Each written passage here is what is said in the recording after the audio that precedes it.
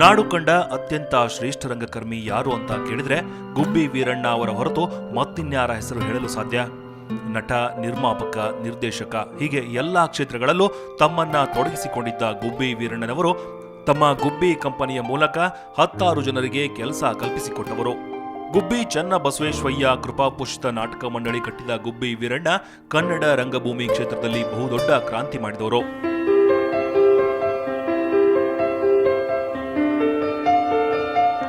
ಕನ್ನಡ ಚಿತ್ರರಂಗಕ್ಕೆ ಗುಬ್ಬಿ ವೀರಣ್ಣನವರು ಕೊಟ್ಟ ಕೊಡುಗೆ ಅಪಾರ.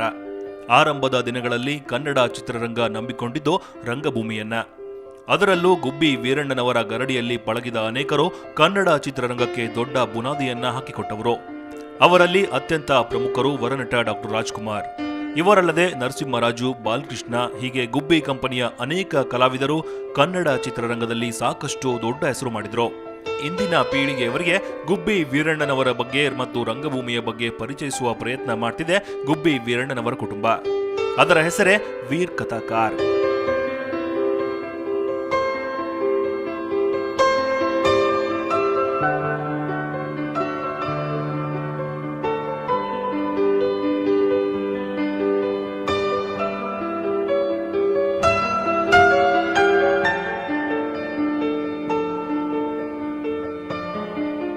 ಗುಬ್ಬಿ ವೀರಣ್ಣನವರ ಮರಿ ಮೊಮ್ಮಗಳಾದ ಸುಷ್ಮಾ ವೀರ್ ಈ ವೀರ್ ಕಥಾಕಾರ್ ಸಂಸ್ಥೆಯನ್ನ ಕಟ್ಟಿದ್ದಾರೆ.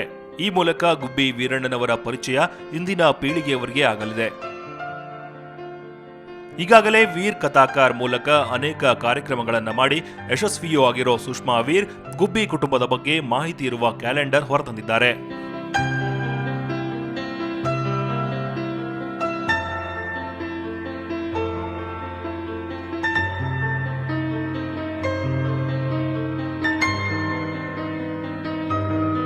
ಕಥಾಕಾರ ಅನ್ನೋದು ಹುಟ್ಕೊಳ್ಳೋದಕ್ಕೆ ಮುಖ್ಯವಾದ ಕಾರಣ ಮಾಲ್ತಮ್ಮನವರು ಅಂತ ಹೇಳ್ಬೋದು. ಮಾಲ್ತಮ್ಮನವರು, ಶಿವಾನಂದ್ ಅವರು ಅಥವಾ ವೀರಣ್ಣ ಅವರ ಹಿರಿಯ ತಲೆಗಳು ಅಂದರೆ ಗಿರಿಜಮ್ಮ ಆಗಲಿ ಅಥವಾ ರೇವಕ್ಕ ಅವರಾಗಲಿ, ಇವ್ರುಗಳನ್ನ ನೋಡ್ಕೊಂಡು ಬೆಳೆದಂಥವ್ರು ನಾವೆಲ್ಲ. ನಾವು ಚಿಕ್ಕ ಮಕ್ಕಳಿದ್ದಾಗ ನಮಗೇನು ಕಾಣಿಸೋದು ಅಂದರೆ ಈ 5 ಜನ ಅಕ್ಕ ತಮ್ಮಂದಿರನ್ನು ನೋಡಿ ಇವ್ರ ಬಾಂಧವ್ಯ ಅನ್ನೋದು ಆಶ್ಚರ್ಯ ಮಾಡಿಸ್ತಾ ಇತ್ತು ನಮ್ಮನ್ನೆಲ್ಲ. ಅಂದರೆ ಒಬ್ಬರ ಮೇಲೊಬ್ಬರು ಎಷ್ಟು ಡಿಪೆಂಡೆಂಟ್ ಆಗಿರೋರು, ಎಷ್ಟು ಮಟ್ಟಿಗೆ ಮುದ್ದಾಗಿ ಸಜೆಷನ್ಸ್ ತೊಗೊಳ್ಳೋರು, ಹೊಂದಾಣಿಕೆ ಅನ್ನೋದು ಎಷ್ಟಿತ್ತು. ಇವ್ರನ್ನ ಕೇಳಿಸ್ಕೊಂಡು ಎಷ್ಟು ಜನ ಟಕ ಟಕ ಟಕ ಟಕ ಅಂತ ಕರೆಕ್ಟ್ ಮಾಡ್ಕೊಳ್ಳೋರು. ಇದನ್ನೆಲ್ಲ ನೋಡ್ಕೊತಾ ಬೆಳೆದವಳು ನಾನು. ಗುಬ್ಬಿ ನಾಟಕ ಕಂಪನಿ ಅಂದ್ರೆ ಅದೊಂದು ತುಂಬು ಕುಟುಂಬದ ಸಂಸಾರ ಇದ್ದಂತೆ. ಇನ್ನು ಗುಬ್ಬಿ ವೀರಣ್ಣನವರಿಗೆ ಒಟ್ಟು 10 ಜನ ಮಕ್ಕಳು. ತಂದೆಯಂತೆ ಎಲ್ಲರಿಗೂ ರಂಗಭೂಮಿಯ ಗೀಳು ಹತ್ತಲಿಲ್ಲವಾದರೂ ಮಗಳು ಮಾಲತಮ್ಮ ಮತ್ತು ಮಗ ಶಿವಾನಂದ್ ತಂದೆಯ ಹಾದಿಯಲ್ಲೇ ಸಾಗಿ ಬಂದರು. ನಾವೆಲ್ಲ ಬೆಂಗಳೂರಿನಲ್ಲಿದ್ವಿ. ನಾನು, ನಮ್ಮ ತಾಯಿ, ನಮ್ಮ ಅಣ್ಣ ಎಲ್ಲ 5 ಜನ ಬೆಂಗಳೂರಿನಲ್ಲಿದ್ವಿ. ನಮ್ಮ ತಾಯಿ, ಶಿವಾನಂದ್ ಇವರೆಲ್ಲ ಬೆಂಗಳೂರಿನಲ್ಲಿದ್ವಿ. ಆಮೇಲೆ ಶಿವಾನಂದ್ ಕಂಪ್ನಿ ಹೋಗಿ ನಾವೇನು ಆರ್ಟ್ ಗಿರ್ಟ್ ಏನು ಮಾಡಿಲ್ಲ ಕಂಪ್ನಿಗೆ. ಅದಕ್ಕೂ ಅದೇ ಹೋಗ್ತಿದ್ವಿ, ಹಾಲಿಡೇಸ್ನಲ್ಲಿ ಹೋಗಿ ಅಲ್ಲಿರ್ತಿದ್ವಿ, ಮಾಡ್ತಿದ್ವಿ ಅಷ್ಟೇ ಹೊರತು ಪಾರ್ಟ್ ಟೈಮ್ ಮಾಡಿ. ಕಂಪ್ನಿಗೆ ಅಪ್ಪ ತುಂಬ ಚೆನ್ನಾಗಿ ನೋಡ್ಕೊಡ್ತಿದ್ರು. ಆರ್ಟಿಸ್ಟ್ನೆಲ್ಲ ತುಂಬ ಇದಾಗಿದ್ವಿ. ಎಲ್ಲ ಮನೆ ಥರನೇ ಎಲ್ಲರಿಗೂ ಅರೇಂಜ್ ಮಾಡ್ತಾಯಿದ್ರು. ಗುಬ್ಬಿ ವೀರಣ್ಣನವರ ಇಡೀ ಕುಟುಂಬವೇ ಕಲೆಗೆ ತಮ್ಮನ್ನ ಮುಡುಪಾಗಿಟ್ಟಿದೆ. ಗುಬ್ಬಿ ವೀರಣ್ಣ ಮತ್ತು ಮಕ್ಕಳ ಹಾದಿಯಲ್ಲೇ ಅವರ ಮೊಮ್ಮಕ್ಕಳು, ಮರಿಮೊಮ್ಮಕ್ಕಳು ಸಾಗಿ ಬಂದಿದ್ದಾರೆ. ವೀರಣ್ಣನವರ ಮೊಮ್ಮಗಳು ಬಿಜಯಶ್ರೀ ತಮ್ಮದೇ ಹವ್ಯಾಸಿ ತಂಡ ಕಟ್ಟಿಕೊಂಡು ನಾಟಕಗಳನ್ನ ಮಾಡ್ತಿದ್ದಾರೆ.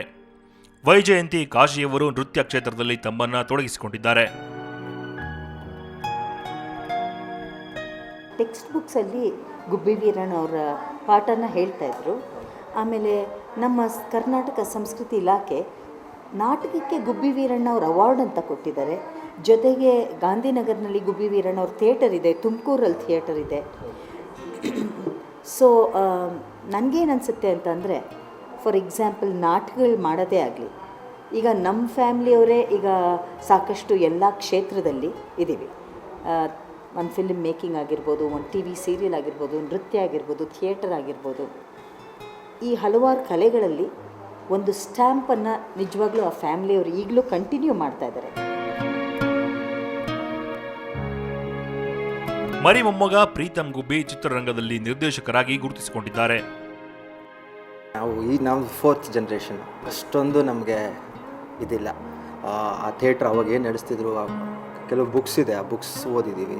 ಮತ್ತು ನಮ್ಮ ಅಜ್ಜಿ ಜಾಸ್ತಿ ಹೇಳೋದು ಕೇಳಿದ್ದೀವಿ. ಅಂದರೆ ಅವ್ರು ಎಂಥ ಅವತ್ತೇ ಅಷ್ಟು ಟೆಕ್ನಿಕಲಿ ಸೌಂಡ್ ಇದ್ದರು ಅನ್ನೋದು ತುಂಬ ದೊಡ್ಡ ವಿಷಯ. ಅವತ್ತು ಸ್ಟೇಜ್ ಮೇಲೆ ಅವ್ರು ಏನು ಮಾಡ್ತಾಯಿದ್ರು, ಅದು ಆ ಟೆಕ್ನಿಕ್ಯಾಲಿಟಿ ಬಗ್ಗೆ ಇವತ್ತು ಯಾರಿಗೂ ಆ ಸೀಕ್ರೆಟ್ಸ್ ಗೊತ್ತಿಲ್ಲ. ಅದೇ ಬೇಜಾರು. ಇವತ್ತು ನಾವೇನಾದರೂ ಟ್ರೈ ಮಾಡಬೇಕು ಅಂದರೂ ಅದ್ರ ಸೀಕ್ರೆಟ್ಸ್ ಗೊತ್ತಿಲ್ಲ, ಯಾಕಂದರೆ ಅಂಥ ಗ್ರೇಟ್ ಟೆಕ್ನಿಕಲ್ ಆಸ್ಪೆಕ್ಟ್ಸ್ ಮಾಡಿದ್ದಾರೆ. ಸೊ ಅದೊಂದು ಬೇಜಾರಿದೆ. ಅದು ಹೆಂಗೆ ಮಾಡಿದ್ರು, ಏನು ಅದೊಂದು ಡೀಟೇಲ್ಸ್ ಗೊತ್ತಾಗಲಿಲ್ಲ ಅನ್ನೋದೊಂದು ಇದೆ.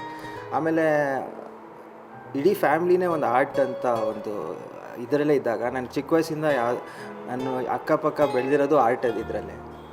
ನಾನು ಆಮೇಲೆ ನಾನು ನಮ್ಮ ವೈಜಯಂತಿ ಕಾಶಿ ಅವ್ರ ಡ್ಯಾನ್ಸ್ ಕಂಪ್ನಿಯಲ್ಲಿ ಲೈಟ್ಸು ಮತ್ತು ಸ್ಟೇಜು ಅದನ್ನು ಬೇಸಿಕ್ಸ್ ಕಲಿತೆ. ಅದರಿಂದ ಶುರು ಆಗಿದ್ದು ನನ್ನ ಈ ಫೀಲ್ಡೊಳಗೆ ಇದು. ಸೊ ಇವತ್ತು ವೀರ್ ಕಟಾಕರ್ ಅಂತ ಶುರು ಮಾಡಿದ್ದಾರೆ ಸುಷ್ಮಾ ಅವರು. ಸೊ ಅವ್ರಿಗೊಂದು ಸಪೋರ್ಟಾಗಿ ನಮ್ಮ ಕೈಲಿ ಏನಾಗುತ್ತೆ ಅದನ್ನು ಟ್ರೈ ಮಾಡ್ತೀವಿ.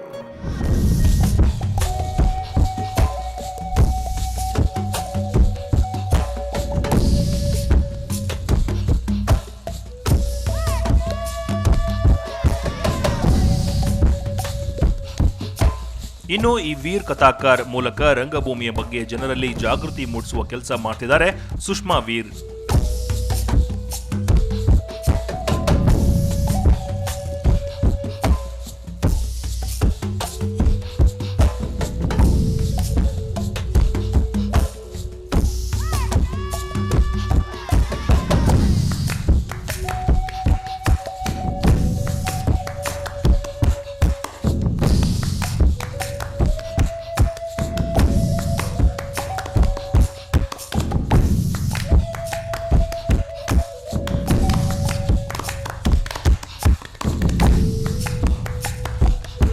ಅಭಿನಯ, ನೃತ್ಯ, ಗಾಯನ ಹೀಗೆ ಯಾವುದೇ ಕಲಾ ಪ್ರಕಾರಗಳಲ್ಲಿ ಆಸಕ್ತಿ ಇದ್ದರೂ ಈ ವೀರ್ ಕಥಾಕಾರ್ನಲ್ಲಿ ಅಂತವರಿಗೆ ಮುಕ್ತ ಅವಕಾಶ ಇದೆ.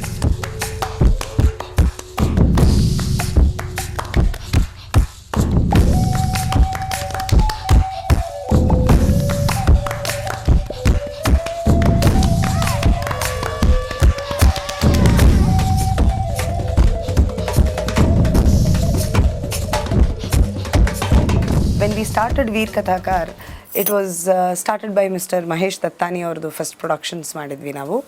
ಅದರಲ್ಲಿ ನಾವು ಯೂನಕ್ಸ್ ಬಗ್ಗೆ, ಅಂದರೆ ನಾವು ಏನು ಹೇಳ್ತೀವಿ ನಮ್ಮ ವಡ್ಡು ಭಾಷೆಯಲ್ಲಿ ಹೇಳೋದಾಯಿತು ಅಂದರೆ ಹಿಜಡಾಗಳಾಗಲಿ ಅಥವಾ ಚಕ್ಕಾಗಳಾಗಲಿ, ಇವರ ಜೀವನದ ಚರಿತ್ರೆ ಬಗ್ಗೆ 7 Steps Around the Fire ಅಂತ ಹೇಳಿ ಒಂದು ನಾಟಕ ಮಾಡಿದ್ವಿ, which was a very big hit.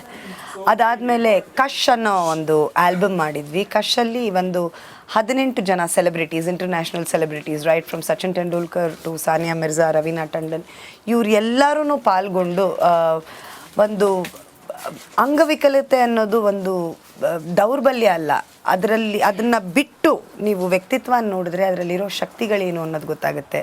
So ಅದೊಂದು ವಿಡಿಯೋ ಆಲ್ಬಮ್ ಮಾಡಿದ್ವಿ, ಅದಕ್ಕೆ ಒಂದು ನ್ಯಾಷನಲ್ ಅವಾರ್ಡ್ ಕೂಡ ಬಂತು.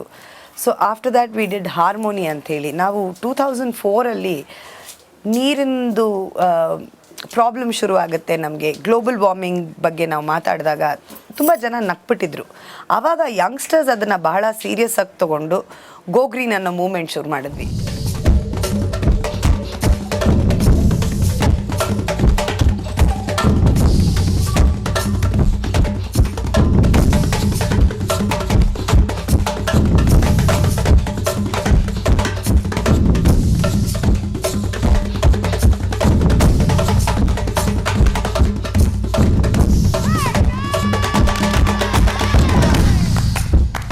ಒಟ್ಟಾರೆ ಕನ್ನಡ ರಂಗಭೂಮಿಯ ಪಿತಾಮಹ ಗುಬ್ಬಿ ವೀರಣ್ಣನವರ ಹಾದಿಯಲ್ಲೇ ಅವರ ಕುಟುಂಬವೂ ಸಾಕ್ತಿದೆ.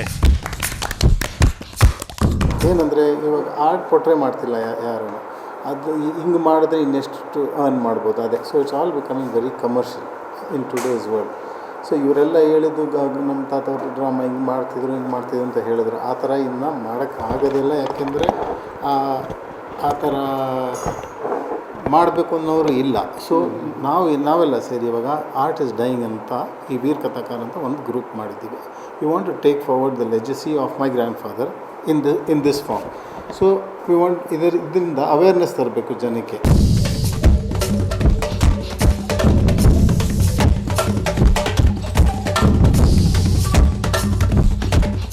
ವೀರ್ ಕಥಾಕಾರ್ ಮೂಲಕ ರಂಗಭೂಮಿಯ ಬಗ್ಗೆ ಎಲ್ಲರಲ್ಲೂ ಆಸಕ್ತಿ ಮೂಡಿಸುವ ವೀರಣ್ಣನವರ ಕುಟುಂಬದ ಪ್ರಯತ್ನ ನಿಜಕ್ಕೂ ಅರ್ಥಪೂರ್ಣ.